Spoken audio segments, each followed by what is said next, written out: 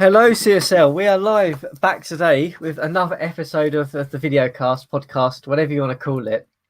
And we're back today. It's been a little bit of a hiatus. We've been away for a little while, focusing on some other things, but we're back today, and we're going to talk about a couple of different things really, and break down the trade that has just happened today, the blockbuster trade, the mega trade that you want to call it. And today, to break it all down, I'm joined by none other than regular on the show, Jester of the LA Lakers. Jester, how is everything going for you? We just made a really dumb trade, but fuck it, why not? Yeah, well, we'll come to that, and you can probably tell that there's someone else who's laughing alongside us for that trade. We're joined here by Marcus, the New Orleans GM. Great to have you on. Your first ever podcast videocast. Welcome, I should say. And tough season so far for you guys, but you're plugging away. Thanks. I'm glad to be here. But yeah, it's been a tough season. Good. And yeah, so should we dive right in and talk about the trade that has just happened? Because we had a plan today to talk about a couple of different things, and we'll talk about that later on the show. But when you have a trade of this magnitude, it's only right that we begin the video cast with that. So for those of you who have been away and not looked at the CSL forum today, there's been quite a dramatic trade in that the 4-team trade was originally a 3-team. Now it's a 4-team, if you can probably tell by Tim's immediate entrance onto the cast today. Basically, the Chicago Bulls have sent away Lillard, Allen, and Robinson to acquire Milos Teodosic, Zubac, and Rivers. The Clippers likewise have moved Hazonia, Trice, Giles, as well as Zubac to pick up Atkins, Musa from the Lakers, Sykes, Lure, and Kubota. And then if we scroll down a little bit on here, we'll see that the Lakers joined in at sort of the last minute, really, before the sim kind of is getting processed, to acquire Damian Lillard from where he was going to go, which was the Clippers. So he's still heading to LA, but to a different team. And I guess we probably should start off by getting Tim's view on this, because obviously you joined late. You've acquired Lillard for Musa, essentially, and some additional bits around the edge. But is this a change in directions for you and the Lakers? No. We still do not have any defense to speak of. Well, we've got some decent post defense with Conley and Egley, and Diallo can steal the ball some. So, but we have no perimeter defense. Robinson, who has been left out so far, even I forgot. Oh wait, Robinson. But again, defensive guy. I was like, well, we need 3-point shooting. We need defense on the perimeter. This kind of gets exposed. Actually, this all started a few days ago. The Clippers came to me and said, no, we won't trade our first, obviously, but we'll open everything else up for Musa. And I'm like, emoji.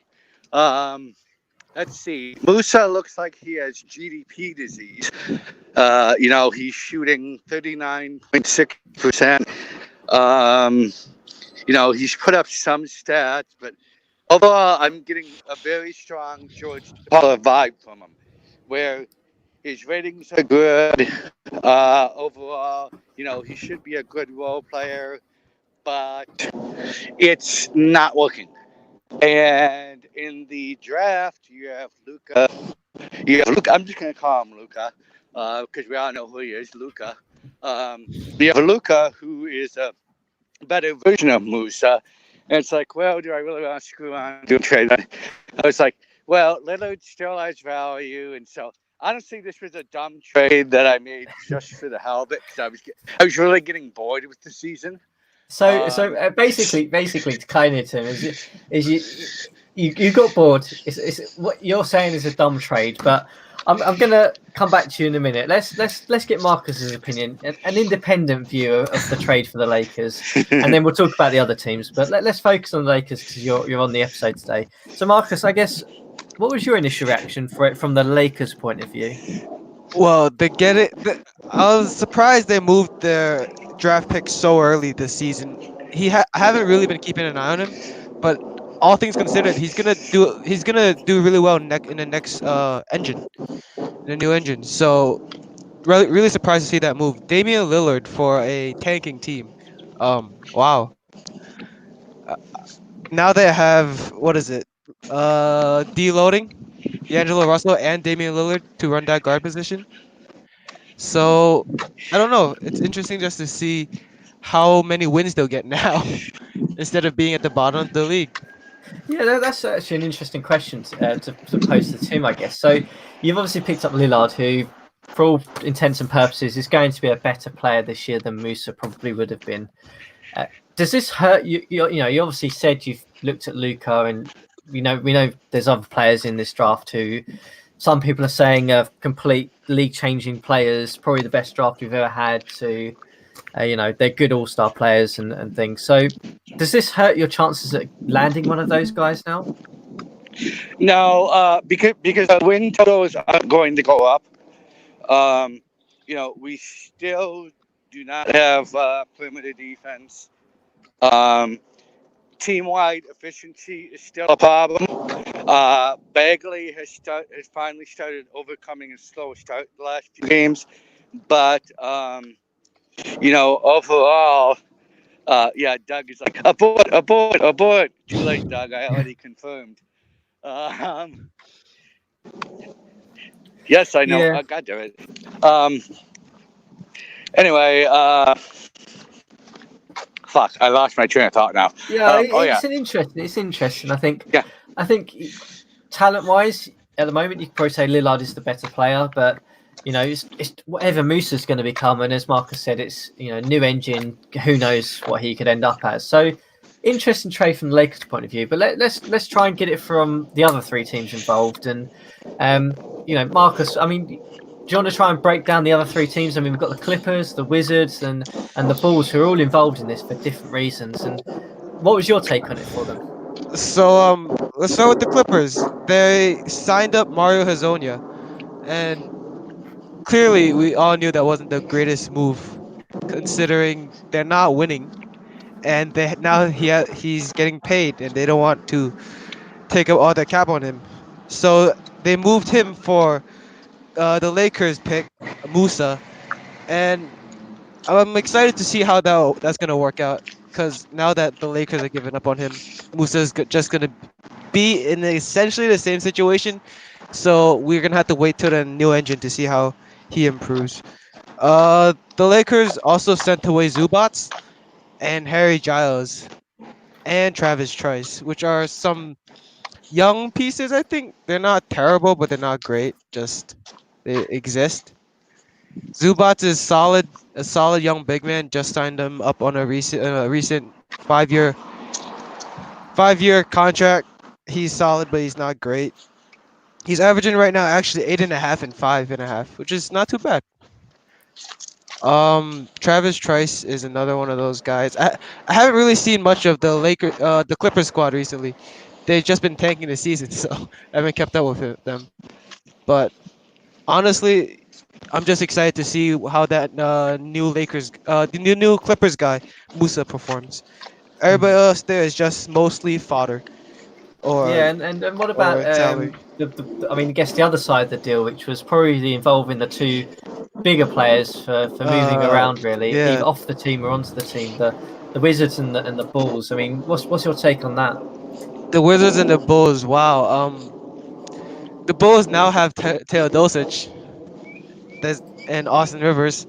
Austin Rivers is a great complimentary guy, but Teodosic, goddamn, seriously, he's only expiring. So I want to see what happens in the offseason. But for now, goddamn, the Bulls are in a great position to win it all.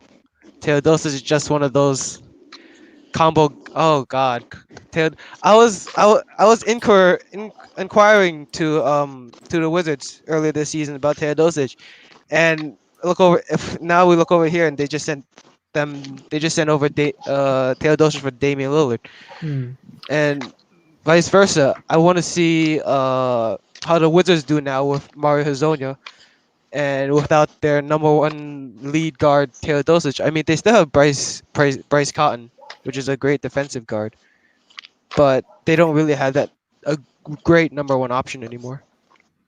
Yeah, no, it's interesting. I guess as you kind of touched on. I mean, Tim, what's your view? I mean, the Wizards have sent away Milos, who has probably been their star player for the whole length of his deal since he came here a few years ago. They've acquired Hazonia, who is on a large deal. He's a scorer. Are you perplexed by this move, or can you see the logic of where the Wizards were going with this one? Well, I'm not surprised that Taylor Dosich was dealt. Because Gary's talked about a long time about possibly dealing him, and it started to feel a little bit like Baron Davis from the NL. Yeah. But I don't like this trade for the Wizards. I think Taylor Dosich had a lot more value than that. And I think that's partly because I don't like Hazonia.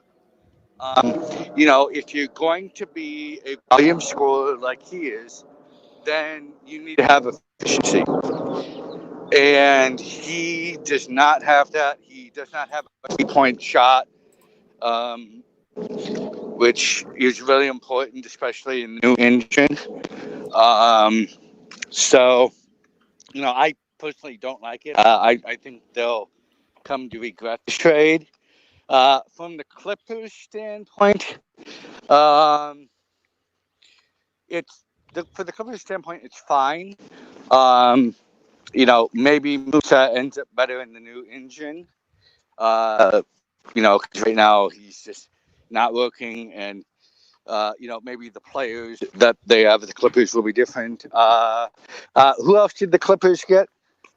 So the Clippers picked up. Let me just double check for you. So they picked up Musa, Sykes, Allure, Colo, Bruno C. Basically, the guy who's bounced around everywhere.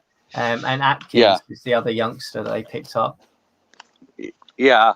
Bruno is one of those guys where he was supposed to be fantastic, kind of busted.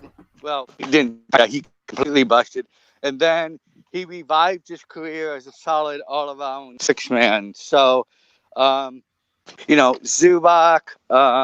Trice, Giles, those are all they're decent rotation guys to have. Not any of them is a true starter, but well, it's an okay deal. I think the best aspect of it is just from a financial perspective, getting out from under Hez's deal and picking up shorter term deals in Sykes and Lauer and all that. So, the Clippers did fine. They didn't do fantastic. They did, okay. It was a decent trade for them. Marcos is a goddamn used car salesman. It's like if I have to get into negotiation for a raise or what salary to get, I want to fly Marcos from Brazil and bring him to the table with me. I think we all agree that if we're going to start up a CSL Inc. business, I think that we have an idea of who our director of sales is going to be, and it will certainly be Marcus. There's no denying that. Fantastic. Fantastic. So, okay. Teodosic is totally game-changing player. The Bulls were kind of on the bubble to make the playoffs. They were off to a slow start. This changes everything. And do they still have Cameron Payne? They do, yes. Yeah. Yes, they do. Oh, God. So they probably have the best backcourt, in my opinion, in the league now. Yeah. And I'm just going to throw in there, they also have Gary Harris, who's probably one of the best six men in the league as well, in my opinion. Absolutely terrifying. Yep. Good backcourt, very good backcourt. Yep. Okay. Yeah. Okay. Let's end the discussion there. I'm gonna fire at you two. So we've got 4 teams here. obviously, Tim, you can't grade yourself. I'm not going to let you, but you can grade the other three teams. Okay, Tim's grading himself an F. That's a good start. I'm going to fire each team, and I want to hear which grade from A to F you're going to give each team. So let's start with the Lakers. So Tim said an F. Marcus, what have you got? I'd probably say like around a C, maybe a D, considering Damian Lillard's just gonna give them more wins. They don't want more wins. Yeah, a satisfactory C. I can work with that. What about the Clippers then for you guys? Keep in mind, we can also still trade Lillard by the deadline. I think. He's throwing in an F, but he's saying this could be a B by the trade deadline. There's no denying that. Okay, let's go to the Clippers. What have you got for the Clippers? Let's see. I got them going at maybe a B, pushing B. Pushing B. We'll say a B minus then. And Tim, what have you got? Yeah, that's about what I would say too. It's about a B minus for me as well. Okay, we both agree with that one. That's a good one. So and let's go to the Wizards then. What have you got for the Wizards? I don't know. They got Hazonia. I guess C minus. Because Hazonia is solid, but a C minus. Hazonia's solid. Tim, what have you got? Sorry, Gary, but this is gonna strike me as one of those Alex Merrick grades. So I have to give it an F. An F. Oh, straight in there. No, pulling some punches there for Gary and the Wizards. And we'll finish off with the Bulls. I mean, Marcus, what have you got for the Bulls? I got him at a B plus, and it could get higher depending on how Teodosic plays. Mm-hmm. It's a great trade. It's a great trade. Yeah. I think I agree with you on that one. And Tim? Very easy A plus. A plus. Ooh. Oh, top marks by Tim there for the Bulls. And interesting trade. There's a lot of moving pieces, and I think we'll see probably how this one lands out by, I imagine, the end of the year, and how the Bulls do and the Wizards do, and probably see in a couple of years' time how the Lakers and the Clippers do. That's how I kind of see this one. But yeah, we'll move on. We'll move on to the actual topics that I gave you guys to have a look at today, and away from the trade. So the first one that I posed to you guys, a bit of a discussion that was going around on the forum and on the chat this week, was the discussion around what teams would, if they're GM or considering they're a GM and coach in our league, would be under the most pressure right now to possibly being, booted out the door and having to find a new job based on this season's performance. And we tried to limit to that season because I think it's safe to say that if that would happen, the Lakers GM and Tim, you'd be out the door by now probably as well. No, just kidding. Yeah. But focused on just on this season, I gave you guys the task of looking at the teams, looking at where you felt their performances would be, and which GMs would probably be under the most pressure right now. So which one of you guys would like to kick off first and throw a team, and we'll talk about them? Why don't we start off with the Orlando Magic? Straight into the Orlando Magic, 16-26 at the moment. Willie's got a talented team for sure. Their entire starting lineup is absolutely insane, but there's no shooting. There's just no shooting on this team. They've got what is it that they got? Give me 1 second. Andrew Wiggins is shooting below 40% on 16 shots a game. They've got. Yeah, I mean, just to jump in, I guess in terms of the roster, I mean, they don't have any outside shooting really, not what you call pure gunner type shooting. Looking at some of the stats for 3-point percentage, let me just throw them at you. So you've got Covington at about 31%, Wiggins at 33%, Josh Jackson 36%, Donovan Mitchell at 34%, and Isaiah Thomas 31%. The only one who's performing probably at an okay clip level is Seth Curry, who's playing 12 minutes and shooting about 43% from 3-point land. So, yeah, I guess if you're looking at that as an issue, then that probably is, because they don't have anyone who's a natural 3-point shooter. But I guess interested to get your thoughts in why you think that the team would be and the franchise would be under the most pressure at the moment. Were you thinking that this team would be better than its current record? Is that the idea here, or is it just a case of the sum of the parts not fitting together, and or I'm chemistry. I'm Well, not sure. well, personally, how about the sheer stubbornness of Willie to refuse to get an actual 3-point shooter, which has been going on for seasons now, and it's frustrating because the roster talent is there. Um, Hold on, I actually need to drop off because my I need to drop off. So Yep. I will try and jump back in later. Yep. Okay. We'll Yep. look forward to seeing what your team is, Tim. So we'll see you in a bit. So Marcus, okay, let's go back into it then. So the Magic, as Tim was saying, sort of the the fact that he hasn't tried to get any shooting. I don't know whether that's true or not. To be honest with you, I mean, may or may not have, but yeah, I guess is it just the shooting that's the issue here that's pulling the team down, or I mean, yes, if you were looking at this as a real life franchise, the players they have and the record they have, what do you think the media and the fans would necessarily be saying?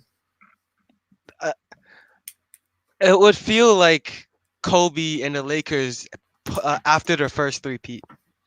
I would say the talent is definitely there, but there's just not enough spread out overall shooting or enough of the most important things.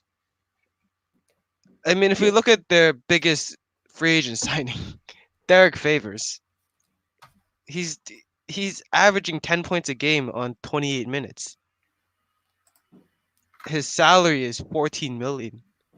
Yeah, I mean, it's not outside of the realm of how Favors has performed historically within It's those not, minutes. but it's been a complete overpay. Yeah, that's okay.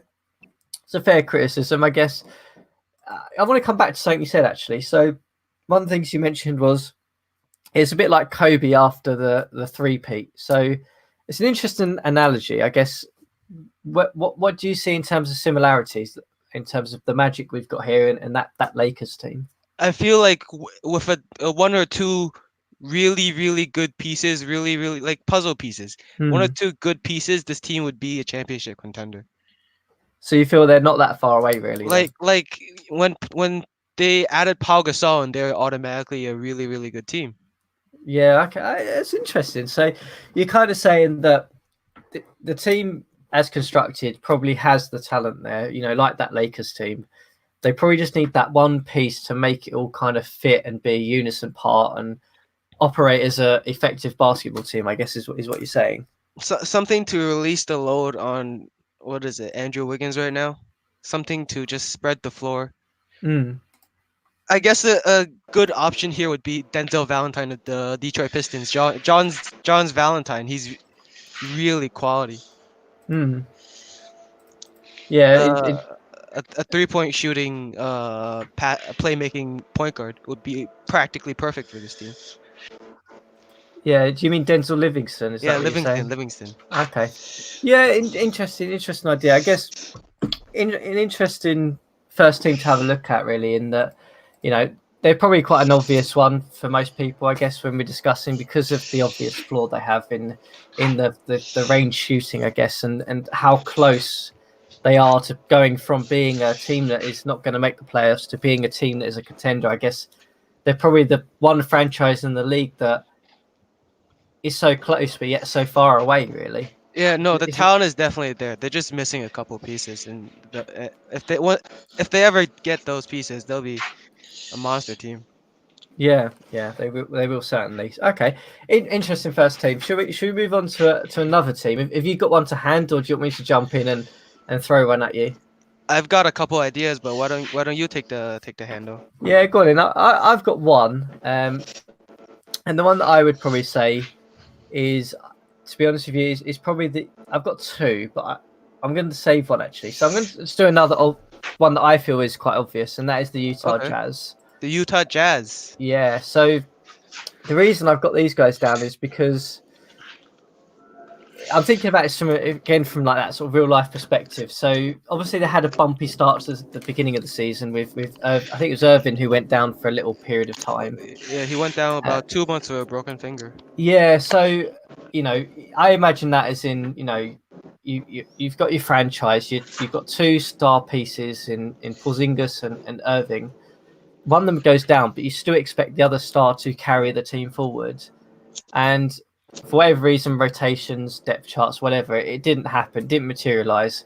And the team went from being probably at the start of the season when we were looking at this and reviewing teams, you expect them to be, pushing for the division title. That's where you'd expect them to be, to being just plummeting into lottery territory. And for a team like the Jazz, who are regularly used to going to the playoffs under Kevin's tenure as GM, for me, I felt that was a poor start to the season. I felt that that franchise, the Jazz, would be under the most pressure right now to get wins and to get back into playoff contention. I think that if this were real life, Scott Skiles would already be gone. Their coach would already be gone for making Kyrie Irving still play in the rotation throughout his injury time. I mean, it's weird because just looking at the roster, it's like trying to find weaknesses. It's like, okay, there's obviously a huge hole at backup point guard.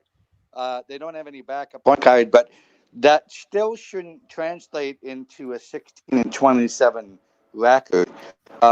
Something very weird is going on here, and it doesn't make sense because it's a lot of the same pieces as the last year. So something very weird is going on. Yeah, Tim, welcome back as a voice coming back into the podcast, right in there with the bullet. But I guess the interesting thing is that this, as you say, looking for weaknesses in teams, and the Jazz don't really have one. You said backup point guard. I mean, they can put Daniel Hamilton in there and he'd do fine, to be honest with you. That's the type of strength they have. Interesting. I expect this team to go from 16-27 to at least being above 0.500 and making the playoffs this year. That's the projection I see them going on now that everyone's back and healthy. Interesting, said Marcus, with the coach probably being fired. Yeah, he probably would have been fired. It's like, I imagine like a hard, strict coach who's like forcing the player to play with like through broken arm or hand or whatever he had, and just causing outrage, and the Kyrie Irving coming out and blasting the coach, and probably it being a player versus coach situation, and then probably moving on. Yeah, interesting one to think about.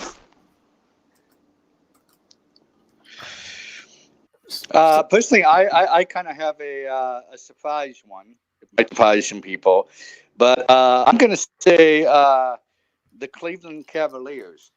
And the reason why is because, they've gotten so close, but, they haven't gotten over the hump. And I could see Dan Gilbert saying this frustrating mediocrity starting to maybe trend downwards with Griffin getting older, only 22 and 19, very much in a tight Eastern playoff race.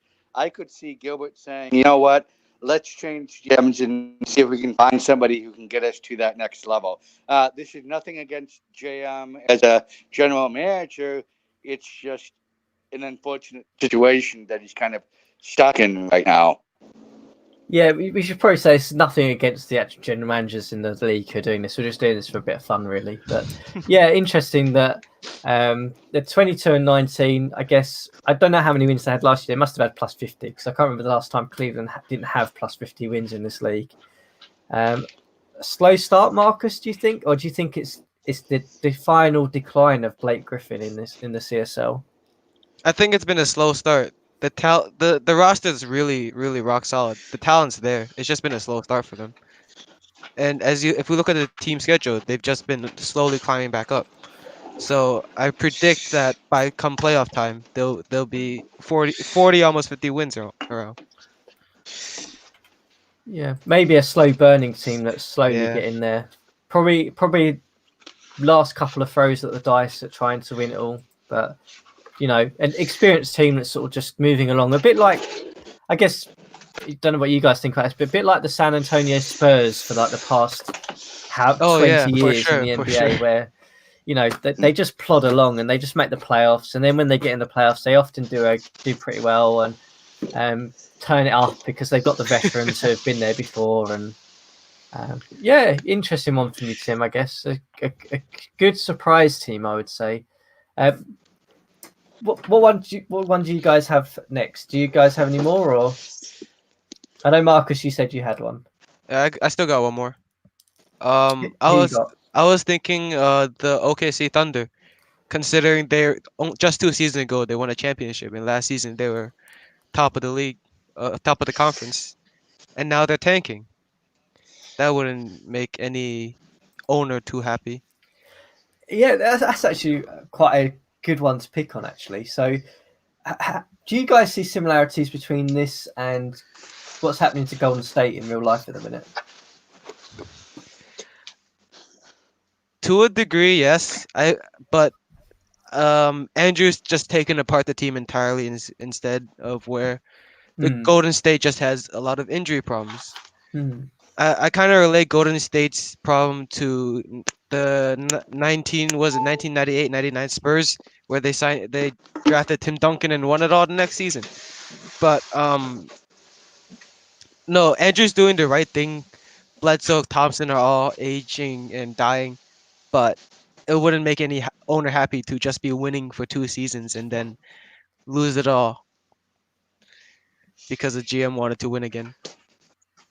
Well, I don't know. To me, it's kind of what Andrew is doing is the Miami Marlins from baseball version of basketball, where you put it all together, go for the title, win it, challenge for another one, and then just strip away all the pieces immediately for a rebuild. It's exactly like that.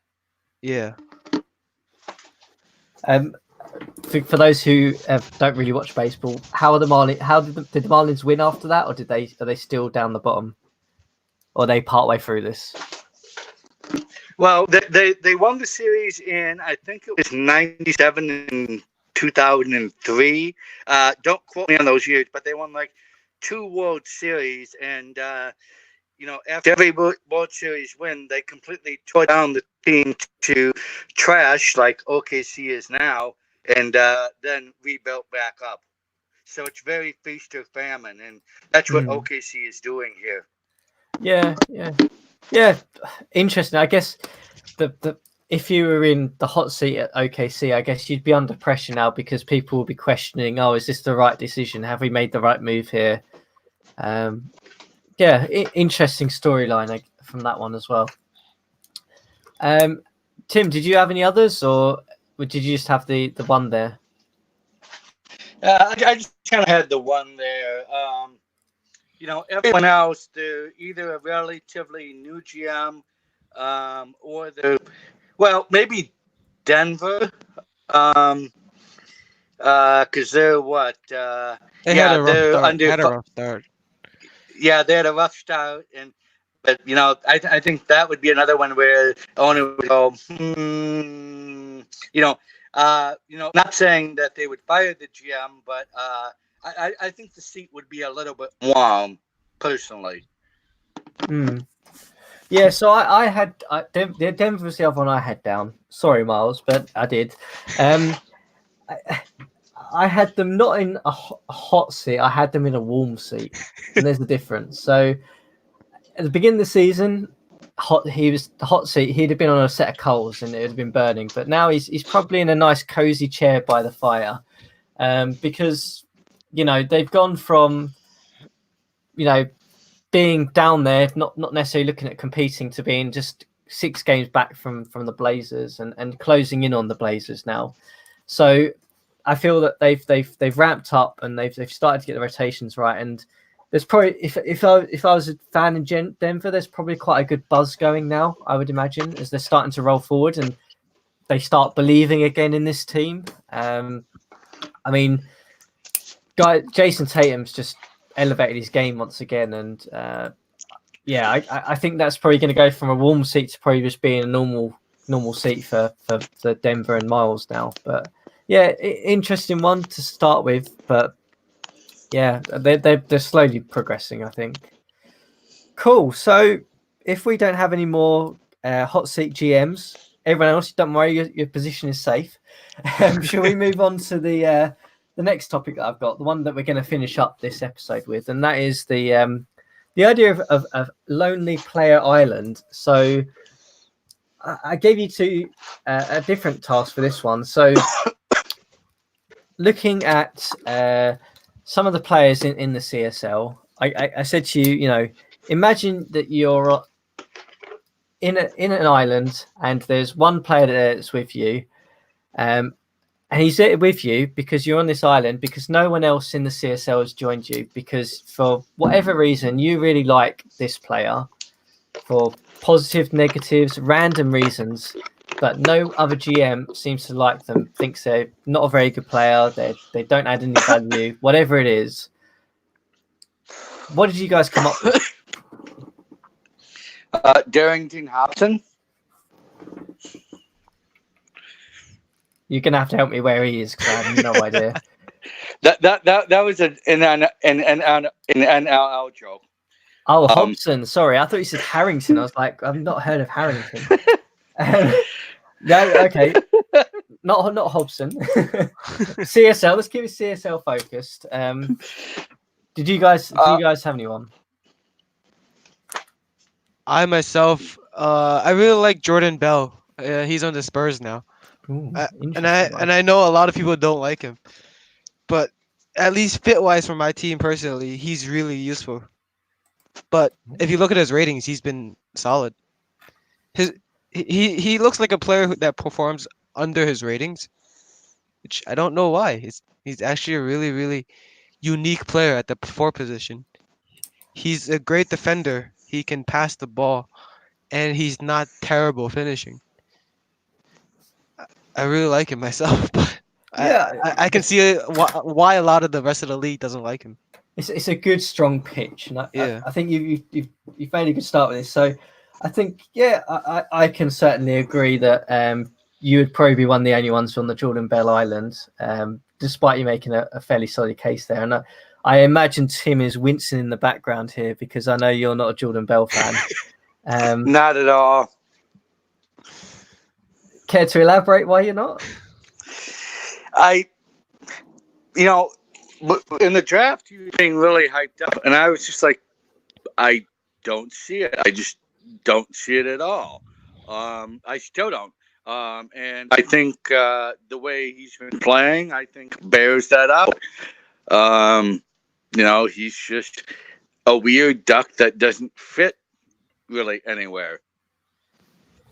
Yeah, he's an interesting ugly duckling, I guess. So Marcus, I guess you made the argument pretty well. I mean, the one thing that I think puts a lot of people off is probably he's just a terrible shooter. But I guess as you said, he does other things though, doesn't he? You know who he reminds me of? He reminds me of Boris Diaw in his championship Spurs days. He's not the best. He's not a good shooter, but he plays defense really well. He's athletic. He grabs rebounds, and he's great at moving the needle. Yeah, and I mean, he grabs rebounds. He said he gets assists. He doesn't turn the ball over that well. He that much, sorry, not that well. He blocks. Block a game is still a game in his 24 minutes. I mean, can you live without the shooting, Tim, or are you still not on this island with Marcus? I am. I will never be on the Jordan Bell Island. So.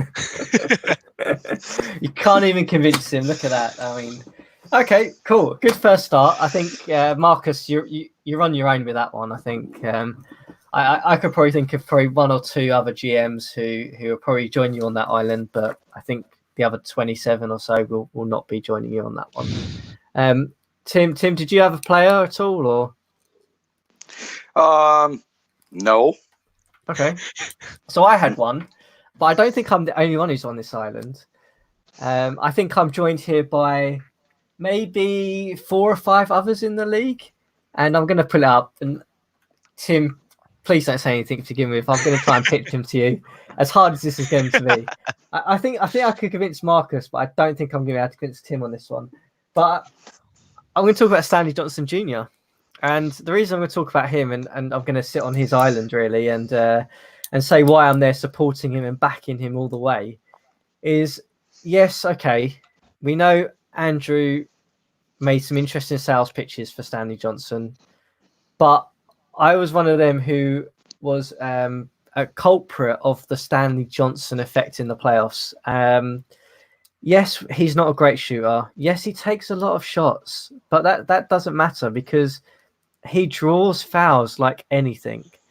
And if you have a guy who, even if he shoots 44, 45, 41% some seasons, but he draws fouls and fouls out your key player at power forward, at center, and he completely messes up your rotation, that is so effective to have in DDS. And he grabs rebounds. He does a bit of that. He can steal the ball a little bit if you need him to. And his defense isn't too bad. So for me, he's one of those guys, I guess similar to what you said, Marcus, that you can live without the shooting because he brings other things to the game. And for me, it's just the ability to draw fouls and put people in foul trouble just completely can change the dynamic of a playoff series. I myself have always liked Stanley Johnson Jr., but I don't think Tim likes him too much. That's all right, Marcus. You're on the island. I'll let you in. Tim, you're out there on the boat. Are you going to come in, or are you going to keep swimming away? I am. That's another one I'm not ever coming in on. Can we not convince you at all? Actually, hold on a second. I'm countering something Miles said.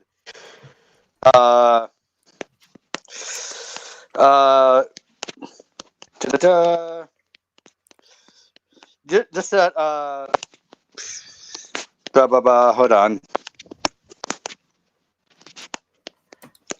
We are holding in anticipation for you here, Tim. Yeah. I'm having trouble thinking of anyone because well, I suppose the one guy that I personally overvalue maybe compared to the rest of the league is Diallo. Most people see him as just a good bench player, but I see him personally as a legitimate quality starter. Yeah, I'm with you on that island. I like Diallo. I think he's a really good player. He's a he's a pretty solid shooter. He knows what he can score from and kind of stays to that limit. He can grab rebounds. He can do a little bit of other things if he needs to. I'm with you on this one. Marcus, are you a Diallo fan, or are you not on this one? I haven't paid enough attention to the Los Angeles Lakers this season to really know what Diallo can do. They've been tanking.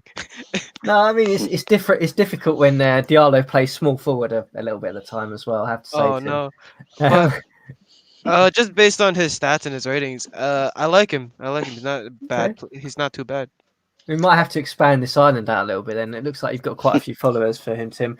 But I guess what you're saying is a lot of people like Diallo, but do people consider him a starter like you do? I would say I don't think he's a starter though. I like him, but I think he could be your first man off the bench, but I don't think he's a starter. He's just too much of a liability in key areas. He can't shoot for one. He takes your shots away. He takes shots away from your star players, and he can't defend either. Tim, have you got anything to try and convince Marcus back in here? I can see he's getting in the dinghy now, and he's starting to go. He's a solid player. He's just not a starter. Well, I mean, if you look at his stats, career wise, 49.4, 50.6, 46.5. So he's not a bad shooter. He's variable from year to year how well he shoots, and his defensive metrics, if you look at them, they're actually quite good. Especially if you look at his PA per shots faced, and I believe turnovers forced. He's better defensively than it looks like average client. Then his ratings would just suggest. Okay. Okay. I think we've got a few people on this Diallo Island. Plus, I would also like to point out that if you guys are giving props for Stanley Johnson Jr. drawing fouls and doing that, Diallo has an 80 out of 100 draw foul rating. So yeah, it's one of the reasons why I like Diallo. That's fair. That's fair. He shoots about between 46 and 50%, and he draws fouls. It's exactly what you want from a front court player.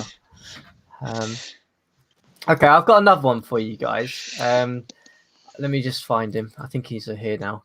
So Tim Quarterman is a guy that I am very high on, and I honestly, I'm on the island, and I've made a banner for Tim Quarterman because I really don't understand why the rest of the league does not like him. Because to me, he's fantastic. So yes, okay, I'll accept the fact that he has some flaws. Okay, he does. He's a second round pick, but we know he can't shoot a 3-pointer. That's fair. Okay, but he's really an efficient scorer in other areas of the game. So he's not a 3-point shooter, but he's an efficient scorer all around. Inside. He can grab rebounds effectively. He, doesn't turn the ball over a lot. He is turning the ball over a lot in New York for some reason. I don't know why, but historically, he doesn't turn the ball over a lot. So if you want a guy who's just going to come in and take a scoring load for your team, be solid. I think he's average on defense, if I remember rightly. Let me just double check. Yeah, he's an average defender. He's not particularly great. He's not awful. He can steal the ball. He's a nuisance on defense, which is kind of what you need. But I honestly don't understand why teams are not high on him. I mean, he is the best prototypical scoring six man in this league. He's basically a better DeMar DeRozan, so I am totally on that island.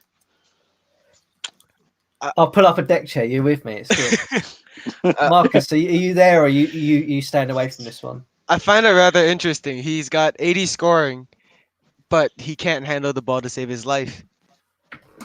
Who needs to handle the ball when you just shoot? You just pick it and shoot. But he can't shoot. He's a great mid-range shooter, but he's not a great 3-point shooter. That's fine. He's a good mid-range shooter. If you put other guys around him who can hit from beyond the arc, he is the perfect six man. And you're right about that.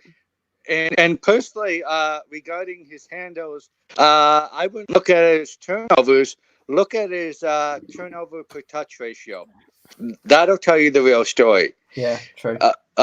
Because a lot of it, if he has high turnovers, if it's a function of him having an excess amount of touches, then yeah, he's just mathematically going to have more turnovers. So I think if you look at his turnover per touch ratio, I think you'll find that he's not actually really a turnover machine.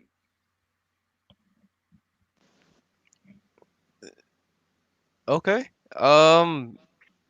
I would say I'm on the island. I like Tim Quarterman.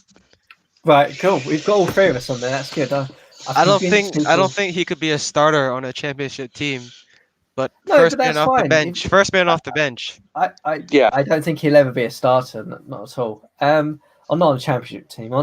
I think he'd be a starter on a playoff team, though. I will say that. I think he could be in the right situation. I've tried so hard, so many times since he's been in this league to try and get him, but I haven't managed to convince the team to give him up. Because I think once teams find out and they get him, they realize he's a really good player. And I think there's a secret Tim Quarterman fan club going on in the league, if I'm honest. Well, I mean, he has the perfect name, so of course there's a fan club for him. Yeah, true. Right. Has anyone else got any other players they want to throw into the hat? I'm going to be honest. I don't have any others. So nope. I'm out. Wait. I actually do have one. Not one that's where they ask fan. Noah Vonleh. Are you just picking your own guys, Tim? No. You're just looking at your own roster and picking your own guys. No. I was actually looking around the league. And then I remembered I'm the guy who's wanted Vonleh ever since his draft class, and I've tried repeatedly to get him because I was the one guy who believed in him when nobody else did. And yeah, he hasn't played. His efficiency has gone down since he's been with us, but his rebounding is up. And I'm still working on shot preferences. He's got range out to 3-point. And I think once I fix his preferences, he's going to be really what he was capable of becoming when he was drafted. And he's still only 25. I don't know about you, Marcus, but I'm on the cruise ship here, going away. I'm not a Vonleh fan.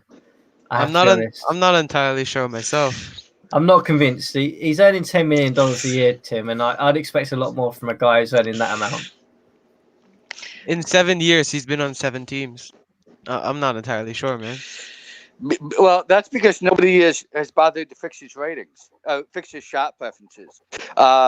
Once I have his shot preferences fixed, he's going to look a lot better. I mean, he's a great rebounder. He's got terrific shot blocking. He's got good IQ. He's got range out to the 3-point, which will become valuable in DS3. And he has a reasonable ability to draw fouls. So, he's a lot better than people think he is. I guess we're gonna have to wait until you fix his shot preferences. Okay. Yeah, I think I don't think I'm with you on this one. I think, yeah, okay, I can see where you're coming from in that he has additional things around his game. For me, he's similar to a Jordan Bell in that he's a player I don't necessarily like. Ouch! That hurts. In that, I think you're going to struggle with his preferences, and I think it's going to be a long time before we see the proper Noah Vonleh that you're describing there. I'm finding it difficult to see that player in the horizon, so I'm not with you on this one. I think, we'll wait and see. I think for him. So I think if no one else has got any other players, I believe we've come to the end. We have ended on Noah Vonleh. I never thought we'd end an episode on Noah Vonleh, but we have. Guys, it's been great to have you on. Best of luck with the rest of the season. Be it going for playoffs as you are, Marcus, and trying to bring the New Orleans Pelicans that championship back, or Tim, if looking towards the Luka draft, as you put it at the beginning of the episode. Hopefully that plan works out for you and you have a great off season as well. But I'm sure we'll have you guys back on before then anyway. Thank you. Yep. Good seeing you.